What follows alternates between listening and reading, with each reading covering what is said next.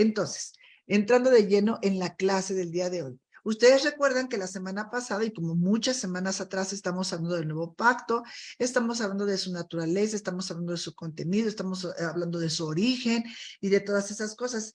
Y en la semana pasada, no me quiero regresar mucho, ¿verdad? Pero en el nuevo pacto decíamos que Cristo trajo el cumplimiento de la ley y ha sido una palabra importante, cumplimiento, ¿verdad?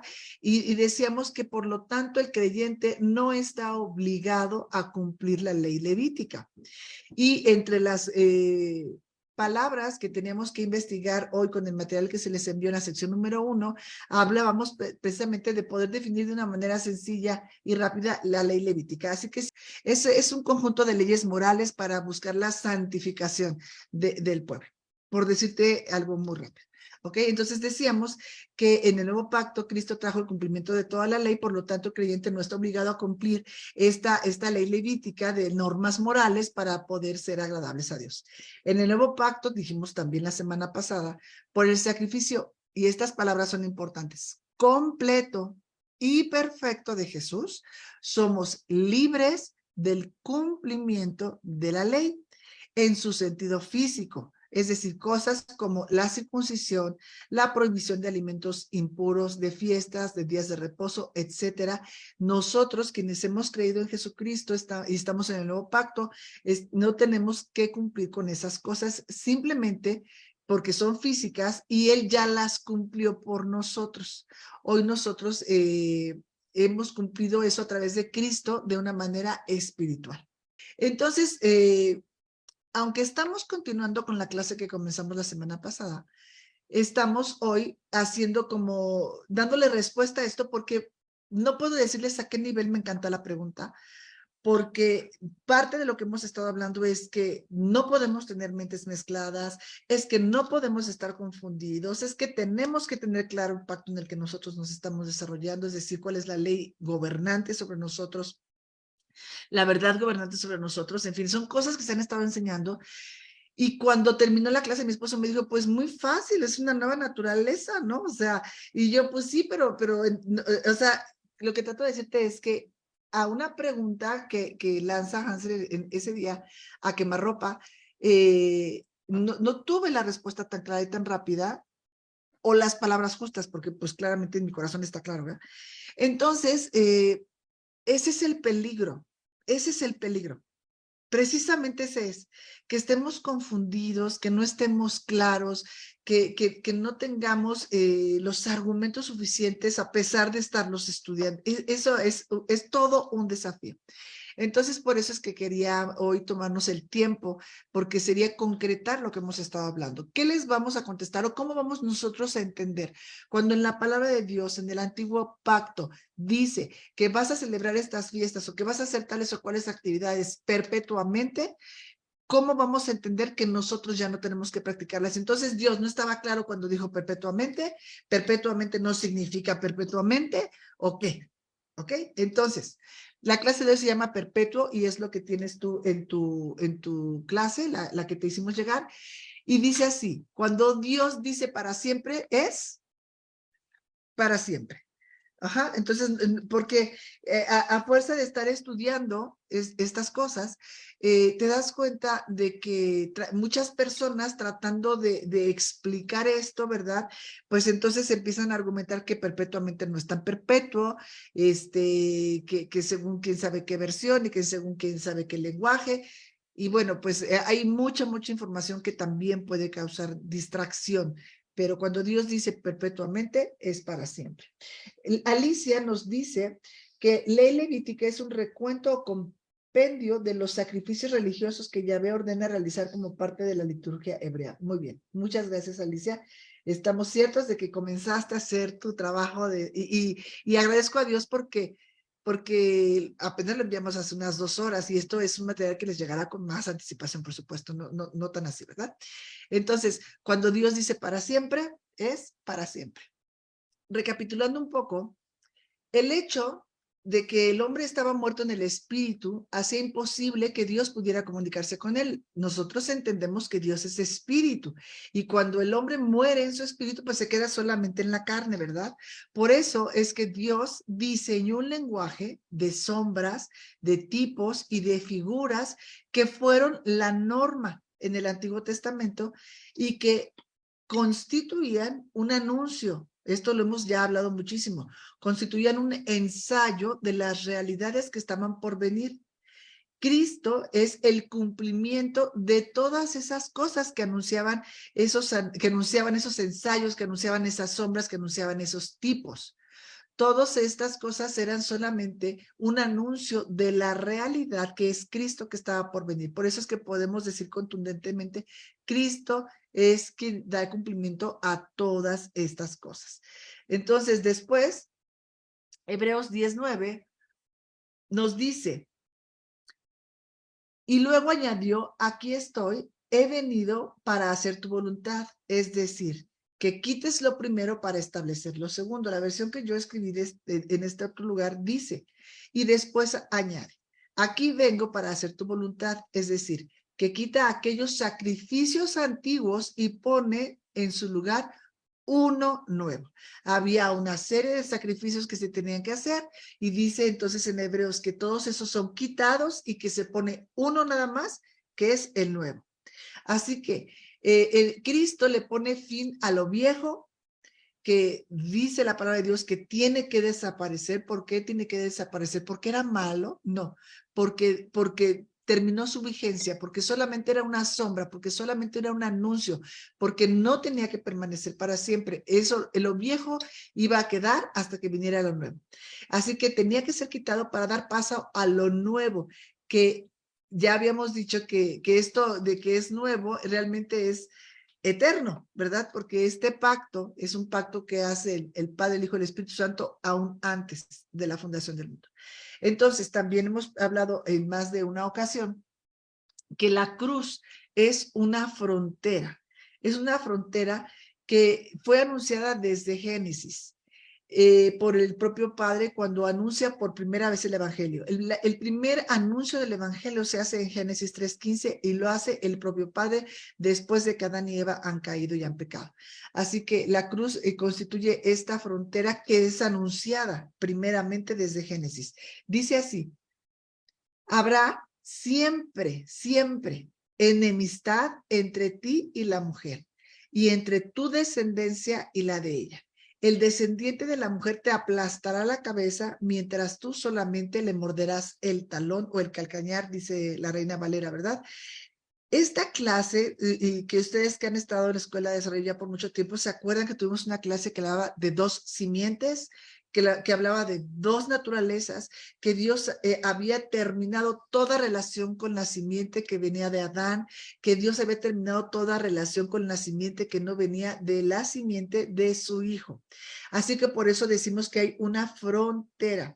Así que hay una enemistad entre dos simientes, es decir, entre dos descendencias. La descendencia de Adán y la descendencia de Cristo, y la cruz es lo que los divide. Hay una frontera que divide lo viejo y lo nuevo, que divide las sombras, los anuncios, los ensayos de la realidad que es Cristo. La cruz es la frontera que divide a los condenados y a los justificados, a las promesas y al cumplimiento de ellas.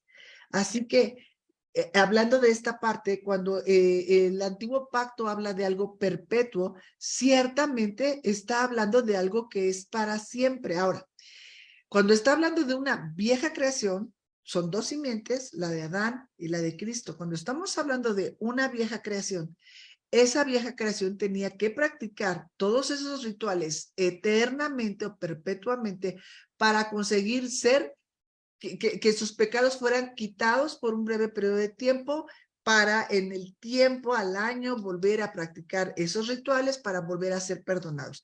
Eso es algo que la otra creación tenía que realizar y así es. Pero ¿cuál es la solución que Dios tiene para esto? ¿Cuál es la propuesta que Dios tiene para esto? Hacer todo de nuevo, volver a comenzar.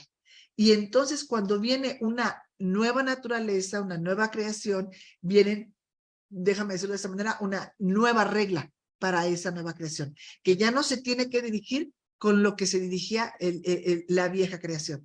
Así que el antiguo pacto dice de algo perpetuo y ciertamente lo es para la vieja creación que está supuesta y que estuvo pensada, ¿verdad? Para morir, para quedarse en lo viejo y que viniera lo nuevo, como dice Hebreos 8:13. Decir que este pacto es nuevo significa que consideramos viejo al anterior y lo que se vuelve viejo e inútil está por desaparecer. Es decir, deja de estar en vigencia. Ya las personas que atravesamos esa frontera ya no nos tenemos que conducir con lo que nos teníamos que conducir o se conducen las personas que están del otro lado de la cruz. Déjame ponerte un ejemplo burdo que me está pasando ahorita. Pero no sé si tú sepas que cuando tú te quieres jubilar existe esta cosa de la modalidad 40 y que tiene que ver que son personas que fuimos dadas de alta en el Seguro Social, creo que en el año 73, hasta el año 73, algo así. Sí, es el 73, creo. Y entonces cuando entras en ese periodo de tiempo, tú tienes derecho a ciertas, a cierta forma en la que te puedes jubilar, ¿ok?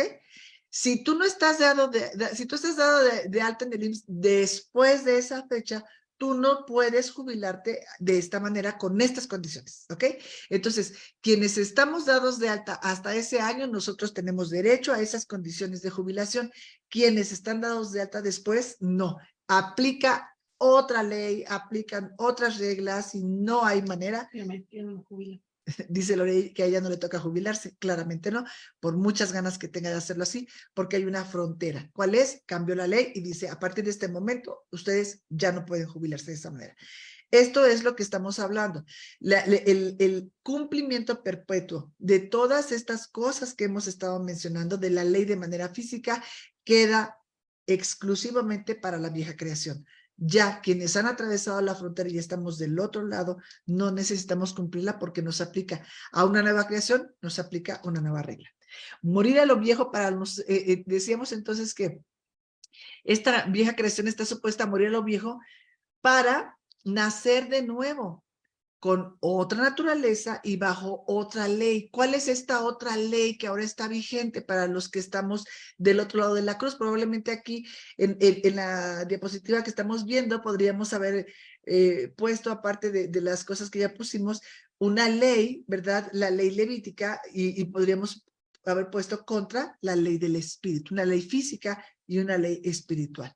Entonces ahora esta nueva naturaleza se rige bajo otra ley que es la ley del espíritu de vida. Esto lo dice Romanos 8 del 2 al 4, porque el poder vivificador del espíritu, poder que reciben a través de Jesucristo, los libera del poder del pecado y de la muerte. Mi diapositiva ya se me quedó atrás, ¿verdad? ¿Ya? Ya, estoy bien. Dice entonces que tenemos en Cristo el cumplimiento. Romanos 8:24 dice, el poder vivificador del Espíritu, poder que reciben a través de Jesucristo, los libera del poder del pecado y de la muerte. Versículo 3, la ley no pudo liberarlos porque nuestra naturaleza pecaminosa anuló su poder. Pero Dios envió a su propio Hijo con un cuerpo humano igual en todo al nuestro para entregarlo en sacrificio por nuestros pecados y así destruyó el dominio del pecado sobre nosotros. Por eso, si vivimos según el Espíritu Santo y negamos obediencia a nuestra vieja naturaleza pecaminosa, podemos obedecer las justas demandas de la ley de Dios. Esta ley de Dios de la que estamos hablando es la ley del espíritu de vida.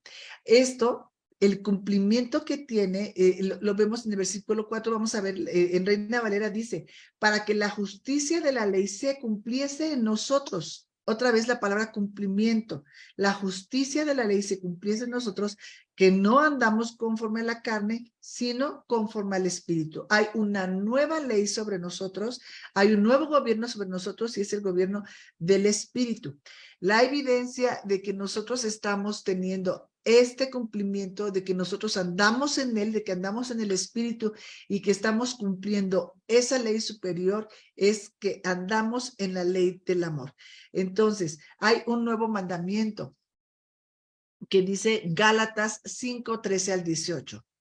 Porque vosotros, hermanos, este es el cumplimiento, porque vosotros, hermanos, a libertad fuisteis llamados, solamente que no uséis la libertad como ocasión para la carne, sino servíos por amor los unos a los otros, porque toda la ley, toda, en esta sola palabra se cumple, otra vez cumplimiento. Amarás a tu prójimo como a ti mismo, pero si os mordéis y os coméis unos a otros, mirad que también no os consumáis unos a otros. Entonces estamos hablando de que nosotros ya no estamos en esa obligación de cumplir esa ley, porque ya estamos de este lado de la frontera, ¿verdad? Ahora había una ley levítica, una ley que había que hacer cosas físicas, ahora hay una ley espiritual, que es la ley del amor, que es donde nosotros nos manejamos. Y la evidencia de que esto es así, de que nos estamos manejando según esta ley superior, dice aquí que en una sola palabra se cumple. Amarás a tu prójimo como a ti mismo. También lo dice Romanos 13:8. No debáis nada a nadie, sino el amaros unos a otros, porque el que ama a su prójimo ha, otra vez la palabra, cumplido la ley. Entonces, lo que tenemos que estar teniendo presente cuando estamos leyendo todo esto es que estamos tratando de discernir si Dios dijo para siempre, si Dios dijo perpetuamente y cuando lo dijo decía para siempre, ¿cómo vamos nosotros a conciliar eso con el nuevo pacto? Cuando estamos leyendo estos versículos, entonces nosotros estamos sabiendo que todas esas cosas tuvieron cumplimiento, pero un cumplimiento espiritual y es eterno ese cumplimiento. No es que ya no se cumplan, es un cumplimiento espiritual y eterno. Cumplimiento, otra vez la palabra, ¿verdad? El cumplimiento de Cristo, como estábamos mencionando ahorita, no fue temporal, sino eterno, ¿ok? Él dijo, consumado es. No queda nada pendiente. Dice, esto es eternamente. Mateo 5:18 dice, les aseguro que mientras exista en el cielo y la tierra, ni la parte más pequeña e insignificante de la ley pasará por alto hasta que ésta se cumpla totalmente. Ustedes recuerdan, creo que fue el hermano Jaime que nos habló y que cuando viene la temporada de la Semana Santa, que tenemos ese culto, y él nos hablaba de toda la cantidad de profecías que había habido acerca del Mesías y que Cristo había cumplido. Entonces, esto es lo que tenemos que entender. Él cumplió cabalmente hasta la más pequeña e insignificante partecita de la ley. No quedó nada pendiente, lo cumplió todo. Todo en él tuvo cumplimiento. El cumplimiento de Cristo es eterno, el cumplimiento de Cristo es perfecto, no es temporal o incompleto. Este es lo que estamos respondiendo. ¿Cómo vamos a entender que en el antiguo pacto dice perpetuamente ya no estamos haciendo tales o cuales cosas? Porque se cumplió, porque Cristo ya lo cumplió eternamente y para siempre, y ahora nosotros, a través de él, lo tenemos cumplido de manera espiritual. Juan 19:30 dice, consumado es. No queda nada pendiente. Consumado es que por completo, sin lugar a dudas, no falta nada. Cristo cumplió con todo lo que el Padre esperaba de él. Es decir, misión cumplida, salvación efectuada, rescate pagado. El rescate fue completado, la obra de liberación perfeccionada y definitiva a la que no se le puede agregar nada. No le faltó nada y se le puede agregar nada. Y cuando te digo que no le faltó nada, no le faltó tiempo. Es eterna. Dijo el Señor que esta ley que había que cumplirse eternamente y para siempre, y en Cristo eso así se llevó a cabo. Entonces, primera carta a Corintios 10, capítulo 10, versículos 6 y 11, dice así. De aquí aprendemos una gran lección, que no debemos desear lo malo como ellos lo desearon. ¿Quiénes son ellos? Los antiguos, ¿verdad? El versículo 11 dice, estos incidentes, todo lo que viene narrando, ¿verdad? Que les ocurrieron para servirnos como ejemplo. Son una advertencia y fueron escritos para nosotros que vivimos cuando el mundo se aproxima a su fin. Es decir, que tomemos ejemplo de lo que a estas personas, ¿verdad? A los hebreos les pasó en el desierto para que no nos pase lo mismo. Dicen en el mundo que nadie experimenta cabeza ajena, pero aquí nos están diciendo, experimenta en cabeza ajena, aprende, mire el ejemplo que se te está dando para que no te pase lo mismo que les pasó a ellos. Estas cosas quedaron escritas para que tú las supieras y para que no cayeras en eso mismo. Y dice que entonces que las cosas que sucedieron a los antiguos eran un ejemplo para nosotros, por lo cual esas cosas que también incluyen todos los sacrificios y todas estas formas de vida, ¿verdad? Para tratar de agradar a Dios, o estos ensayos, tenían un significado mucho más profundo de lo que ellos podían discernir. Decíamos, la roca que les seguía en el desierto nunca supieron que era Cristo, ¿verdad? No lo podían discernir. Y la cuestión es que los antiguos no podían discernir qué representaba el Cordero Pascual, qué representaba la sangre en el dintel de las puertas, qué representaba esa liberación. No podían entender, no podían ver más allá del velo de lo físico. Pero nosotros podemos ver más allá del velo de lo físico porque ya podemos ver lo espiritual de esos ensayos. Todas las cosas tenían un significado espiritual y profundo que ellos no pudieron comprender y con pena diremos que todavía hoy no pueden comprender. Todavía no pueden ver detrás del velo de las cosas físicas. Y bueno, vamos a ver ejemplos, y esto es importante, son ejemplos, porque ya nos viene hablando Corintios, ¿verdad? De que escribieron cosas para nuestro ejemplo. Bueno, pues veamos algunos ejemplos de lo que los antiguos no pudieron entender y hoy no pueden entender muchos. Y por ejemplo está en Gálatas 17:13, hablando de la circuncisión. Dice en Génesis, perdón, en Génesis 17:13. Génesis 17:13. Debe ser circuncidado el nacido en tu casa y el comprado por tu dinero, y estará mi pacto en vuestra carne por pacto perpetuo. Esta es la señal de la circuncisión, es una señal externa, física, que simbolizaba que estaban en relación de pacto con Dios. Pero aquí viene otra vez nuestra palabra, cumplimiento. El cumplimiento de esta parte es Romanos 2, 28 al 29. Y dice, no es judío el que lo es exteriormente.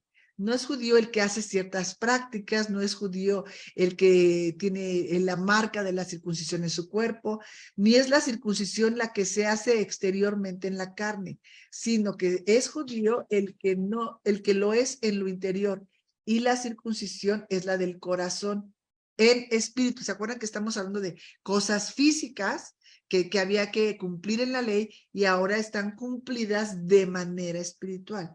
Entonces dice que la circuncisión no es lo que Dios les estaba diciendo cuando les pedía que se circuncidaran, era un anuncio de que sus corazones, sus mentes, sus vidas iban a quedar en pacto con Dios cuando viniera el Mesías.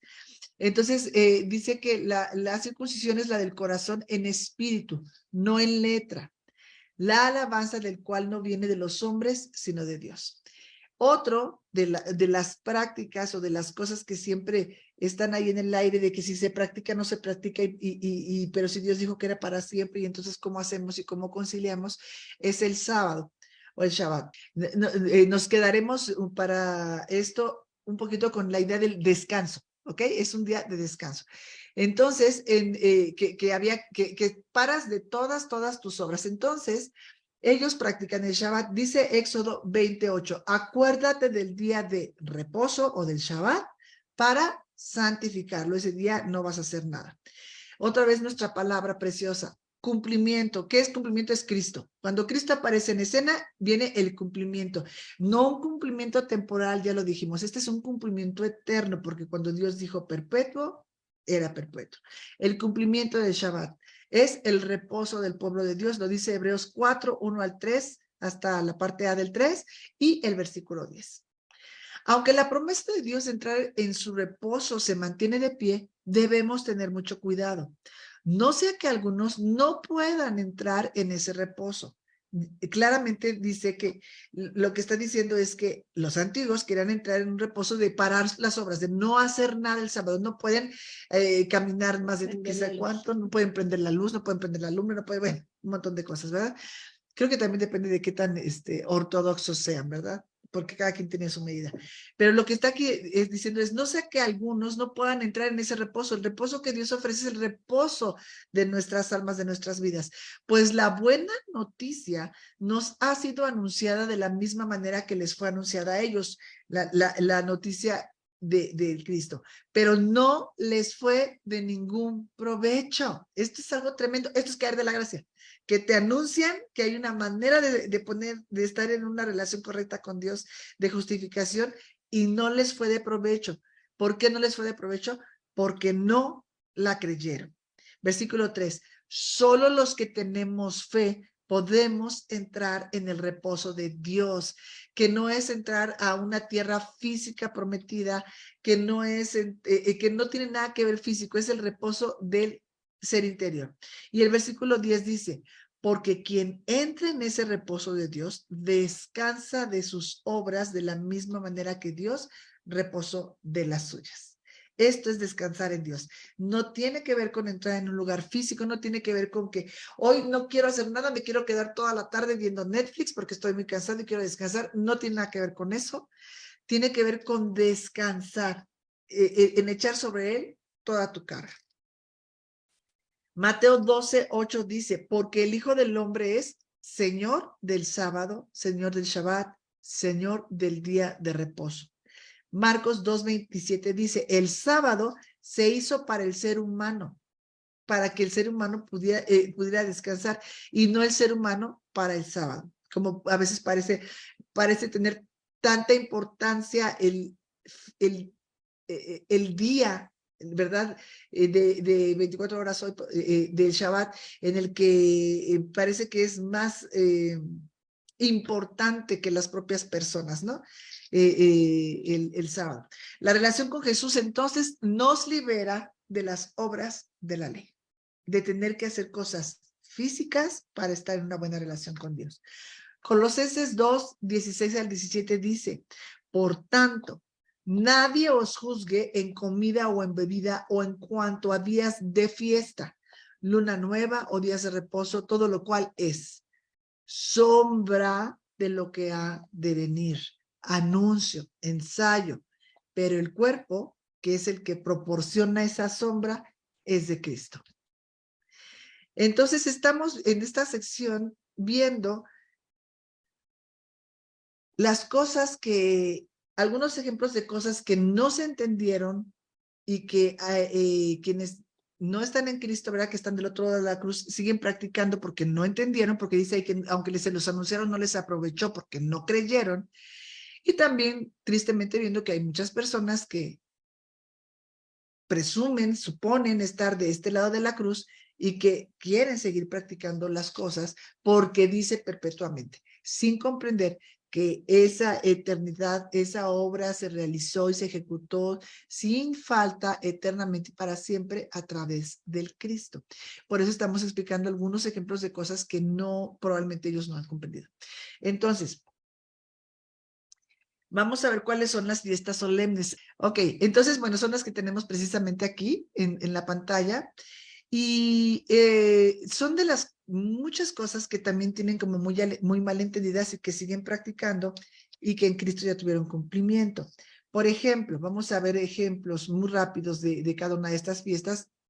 En qué consisten para los hebreos, en qué consistía en el antiguo pacto, pero que ya hubo cumplimiento en el nuevo pacto.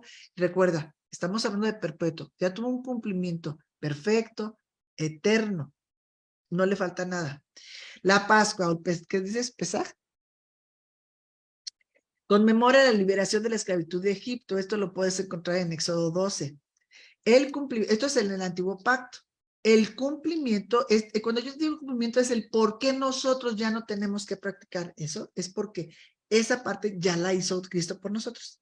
El cumplimiento es cuando Juan el Bautista presenta a Jesús como el Cordero de Dios que quita el pecado del mundo. Ustedes se acuerdan que cuando los hebreos matan al cordero y lo comen y lo ponen en la puerta y todas esas cosas, ese cordero les propicia que ellos puedan salir, que sean libertados, ¿verdad? Y antes de esa salida, y después de esa salida, perdón, ellos están celebrando continuamente fiestas en donde están sacrificando corderos. Cada año lo hacen, ¿verdad? Y el sacerdote entra al santuario y todas esas cosas que tú ya sabes perfectamente, pero ese cordero que ellos sacrificaban no quitaba el pecado, solamente era algo temporal. Ajá. Lo perdonaba por un año, pero, o sea, entraba el sacerdote, recibían el perdón y a la hora que el sacerdote salía, ya había vuelto a empezar la cuenta para el siguiente año. Esto es perfecto, por eso es que es eterno, porque no lo tienen que volver a hacer. Cristo es el Cordero de Dios que quita, no lava, no medio borra la mancha, quita el pecado del mundo. Jesús entró en Jerusalén el día que entró en el pollino de asna, como lo decían las escrituras acerca de él, y fue recibido con palmas. El sumo sacerdote luego, cuando se celebraban las fiestas, tomaba al cordero que iba a sacrificar, lo llevaba al templo y lo inspeccionaba muy cuidadosamente para asegurarse de que no tuviera defecto, porque tú te acuerdas que el cordero que se presentaba como sacrificio tenía que ser perfecto y sin mancha. Así que Jesús entra a la ciudad de Jerusalén en un pollino y después va al templo. Este es el cumplimiento. Jesús entra al templo, es cuando él volca las mesas de los cambistas, purifica el templo, y ahí todos los fariseos, los sacerdotes y los saduceos le comenzaban a hacer preguntas: oye, ¿por qué haces esto? ¿Quién eres? Y todas esas cosas. Y lo hacían buscando en el defecto, que les contestara algo mal, pero no encontraron en el defecto. Más tarde lo mandaron a Pilatos, quien tampoco encontró mal alguno en él. Por eso es que él es el cumplimiento de esta fiesta. La Pascua celebraba la liberación de la esclavitud de Egipto cuando se sacrificaba el Cordero Pascual, y el cumplimiento es que Jesucristo es nuestro Cordero Pascual, quien nos libera de la esclavitud del pecado, porque dice primera carta a Corintios 5:7, porque nuestra Pascua, que es Cristo, ya fue sacrificada por nosotros. ¿Ok? Ahora vamos a ver la otra fiesta, que son los panes sin levadura. Al día siguiente de la Pascua comenzaba la fiesta de los panes sin levadura. ¿Qué significa sin levadura? Sin pecado. Celebraba la salida de Egipto cuando Dios les envió pan del cielo, es decir, el maná, para poderlos alimentar. El cumplimiento de esta fiesta que ellos celebraban es cuando Jesús fue sin pecado, sin levadura, nació en Belén, que traduce casa de pan. Y en Juan 6:48 al 51 dice: yo soy el pan de vida. Vuestros padres comieron el maná en el desierto y murieron. Comieron un pan físico y murieron. Yo soy el pan vivo que descendió del cielo. Este es un pan espiritual. Si alguno comiere de este pan, vivirá para siempre. Y el pan que yo daré es mi carne, la cual yo daré por la vida del mundo. Así que Jesús es el cumplimiento de los panes sin levadura, porque él es sin pecado. La siguiente fiesta es la fiesta de las primicias. Esta fiesta conmemora el cruce del Mar Rojo y simboliza la resurrección de Jesús. 3 días después de ser sepultado, el Señor Jesús, se celebraba la fiesta de las primicias o del primer fruto. Cada familia traía un manojo de cebada al templo, los cuales representaban el primer fruto de sus cosechas, y los sacerdotes mecían esta ofrenda, ¿verdad? Y la ofrecían a Dios. ¿Cuál es el cumplimiento de esta fiesta de las primicias? Simboliza la resurrección de Jesús, que resucitó en este día. Esto es primera de Corintios 15:20, que dice: más ahora Cristo ha resucitado de los muertos, y después, ¿qué dice? Primicias de los que durmieron es hecho. Porque cuando la muerte entró por un hombre, también por un hombre la resurrección de los muertos. Entonces la fiesta de las primicias tiene cumplimiento en la primicia, que es Cristo, que es el primero de resucitar entre los muertos, de todos los que vamos a ir después de él.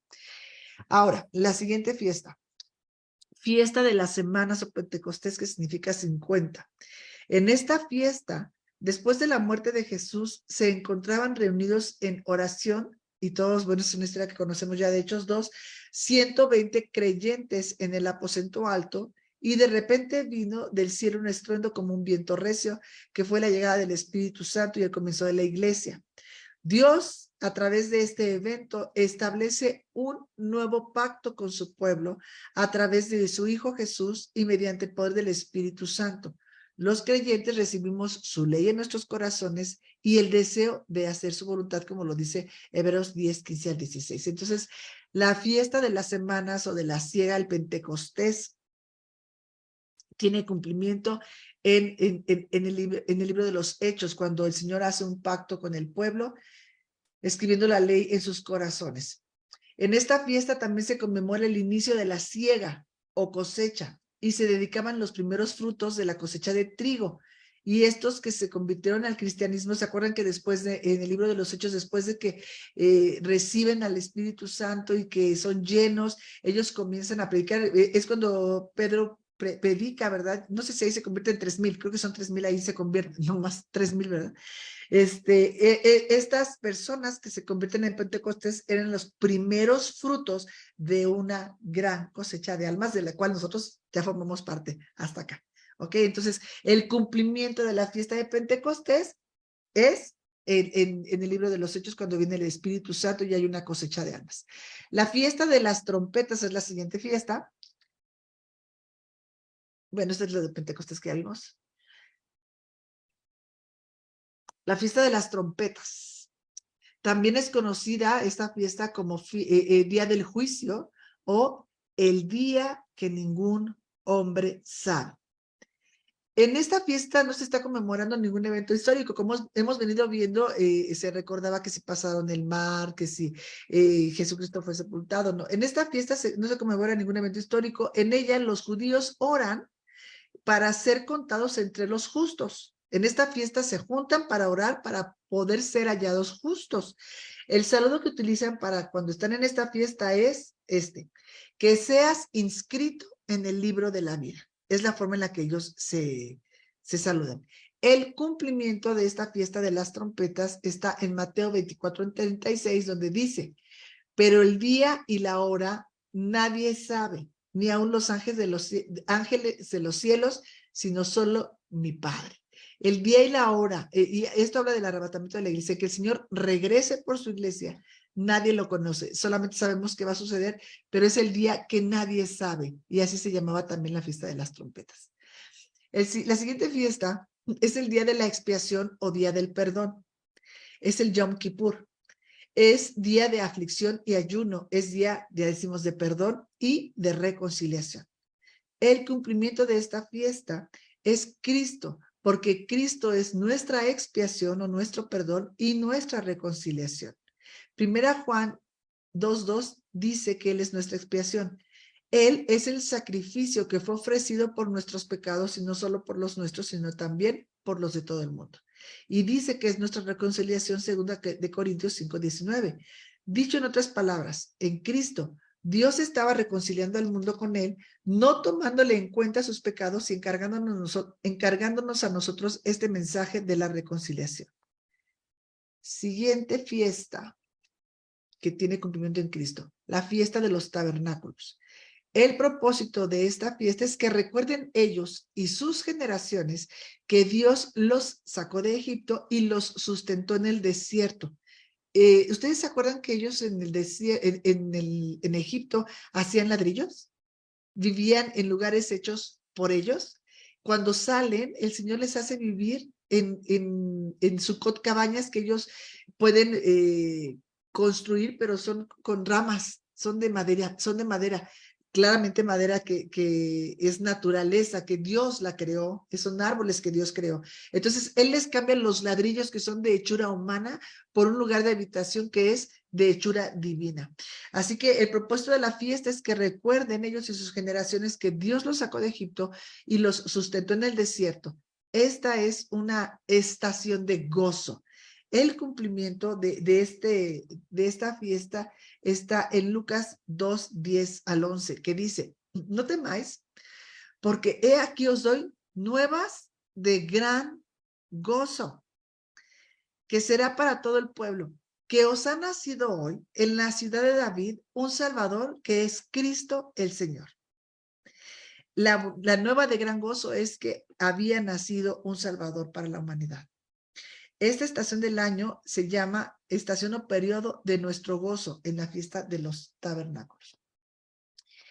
Después, entonces, con todas estas cosas que te estoy diciendo, mencionándote cómo es la fiesta de los hebreos y cómo Cristo trajo cumplimiento, el cumplimiento que Cristo trajo, vuelvo a decirte, no fue temporal ni le faltó nada, fue perfecto. Todas las cosas que la ley demandaba fueron cumplidas por Cristo de manera física para que nosotros pudiéramos tenerlas como cumplidas de manera espiritual. Por eso es que no es que dejó de ser eternamente o perpetuo el cumplimiento de esas cosas, es que ya se cumplieron para siempre a través de Cristo. Estos dos pueblos, solamente hay dos pueblos, el gentil y el judío. Estos dos pueblos son hechos uno en Jesús cuando lo aceptan como su Salvador y como su Señor. Dice Efesios 2, 14 al 18. Porque Cristo es nuestra paz. Él logró hacer de nosotros los judíos y de ustedes los que no son judíos un solo pueblo, derribando la pared de enemistad que nos separaba. Puso fin a los mandatos y reglas de la ley. Es que es clarísimo. Puso fin a los mandatos y reglas de la ley y a los dos pueblos los hizo parte de sí mismo. Nos hizo uno en él, creando una sola y nueva humanidad. Así creó la paz. Y a todos nosotros, partes del mismo cuerpo, nos reconcilió con Dios mediante la cruz. Allí en la cruz murió la enemistad. Cristo vino a proclamar las buenas nuevas de paz a ustedes que estaban lejos y a nosotros que estábamos cerca, porque gracias a él, judíos y no judíos, podemos acercarnos al Padre con la ayuda de un mismo espíritu. Así que es muy hermoso y muy interesante saber que en Dios ya no hay división. Todo aquel que cree forma parte del cuerpo de Cristo, se hace uno con él, se hace uno en el Hijo y ya no existen las divisiones y las separaciones por las cosas que practicamos o dejamos de practicar, porque ya nos hicimos uno con él cuando hemos creído y lo hemos aceptado a él como nuestro Señor y suficiente Salvador. Lo interesante, y esto lo voy a decir con una frase muy, pues muy burda tal vez, pero es muy importante. De dos pueblos, que es el judío y el gentil, los judíos y los no judíos, el Señor hace uno a través de la cruz. Pero aquí hay una cosa que tenemos que entender. Quienes están del lado viejo tienen que venir al lado nuevo. Nos vamos a hacer uno con Cristo en la cruz para vivir en lo nuevo. No puedes pretender hacerte uno con Cristo en la cruz para seguir viviendo en lo viejo, porque entonces estarías invalidando la cruz. Así que los que estamos en lo nuevo, de este lado de la cruz, no es de aquí, de lo nuevo a lo viejo. Eso es retroceder, eso es caer de la gracia. Eso es pretender que por celebrar fiestas, que por hacer rituales, que por guardar el Shabbat, tú puedes tener una mejor posición con Dios. Eso es caer de la gracia. El punto está que lo viejo tiene que venir a la cruz para que pueda pasar a lo nuevo. Entonces es de lo viejo a lo nuevo. Nunca es de lo nuevo a lo viejo. Por eso es que es muy absurdo, y como bien nos lo decía Hansel la vez pasada, de los judíos mesiánicos no existe. O eres de Cristo, ya dejaste atrás todas esas prácticas y todas esas ideas, o estás mezclado, ¿verdad? O estás pretendiendo estar en lo nuevo, pero te estás regresando. De aquí para acá no hay paso. Cuando estás en lo viejo para acá, la frontera está abierta, pero cuando estás en lo nuevo para atrás, no hay paso. La frontera está cerrada. No hay manera. Eso se llama caer de la gracia. Así que espero de verdad de todo mi corazón que al ver que las muchas formas en las que Cristo cumplió con muchas de las normas de la ley, podamos quedar claros de que se cumplió la ley perpetuamente, eternamente, porque cuando Dios dijo para siempre, era para siempre y no quedó nada pendiente. Entonces, para terminar, vamos a ver nuestras hojitas. Déjenme salirme de acá.